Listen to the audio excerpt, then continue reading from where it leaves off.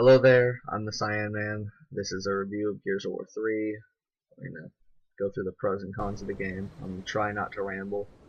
Uh, we'll start with pros. The game is really nice. It plays well. The controls are good. There's a very good menu system. Partying up is very easy to do.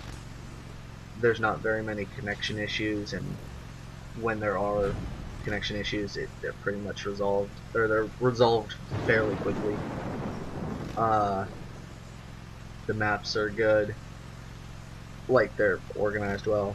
The only con I can really think of at the moment is the controls, and the controls aren't really bad, it's just the fact that the run button is the same as the lock to walls button, which can get a little bit annoying, but once you get used to it, it's not really that bad. Other than that, there's not really much else to say. The weapons are fairly good. There's a couple weapons that are a little bit overpowered and take very little skill to use, like the boom shot. I think it's called boom shot. It's basically a grenade launcher that if you hit anywhere within 5 feet of someone, they're automatically dead. Other than that, the weapons are pretty balanced. You have to be very accurate with your weapons, which, I mean, makes sense, but like with shotguns, you actually have to be accurate with shotguns, as you would expect shotguns to have spread, and not just, like, be very accurate. But, I mean, it is what it is. Other than that, it's a really good game.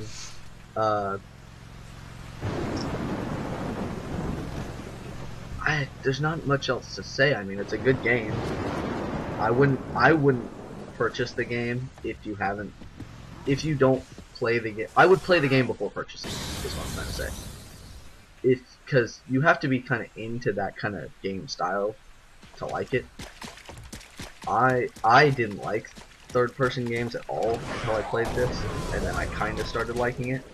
But like, if you don't play them on a regular basis, you're probably not gonna like it, because I don't know, it's just the way things are.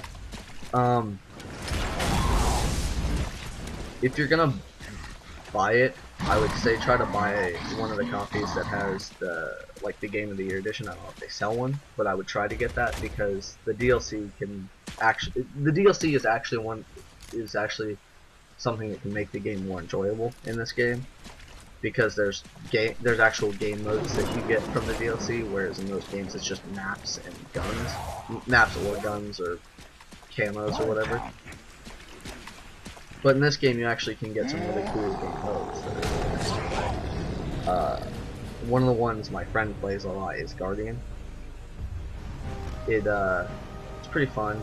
Basically, all you have to do is defend the one person who is, it's like VIP, where you defend the one person and you can respawn, like you can die and respawn as many times as you want until the Guardian dies. Or I don't know if it's as many times as you want, but you can keep respawning until the Guardian dies on your team, and then there's no more respawns, and it's the same for their team. So it's basically, you just have to kill their Guardian as fast as possible. The game mode that I like is Wingman, where it's just you and a buddy. It's basically multi-team from Halo, but a little bit different. Whereas everyone only gets 1 life, and as soon as you die, then you're out, and you gotta wait for the next round to start. And then the first team to get to 15 points wins. Another game mode that's really nice is Capture the Leader. It's basically capture the flag, except it's a person, and you have to down them and then pick them up and hold on to them for 30 seconds. And as soon as you hold on to them for 30 seconds, you win. And then you have to win 2 rounds. No, how many rounds do you have to win? I think you have to win 2 rounds of that to win the game. I might be wrong, but I'm pretty sure you have to win 2 rounds to win the game. This isn't really a review, this is pretty much just talking about game modes. There's not a lot to say about the game. It's a good game. If you want it, play it. If you play third-person games, it'll be good for you. If you if you're new to third-person games, you might not like it because of the controls and the way it's played, but I would think that you would get pretty good at it over time because it's fairly simple to get used to. Other than that, that's all I have to say about the game. See you next time. Actually, I'm just gonna let the game run through so you can see the end of the game. See you in the next video.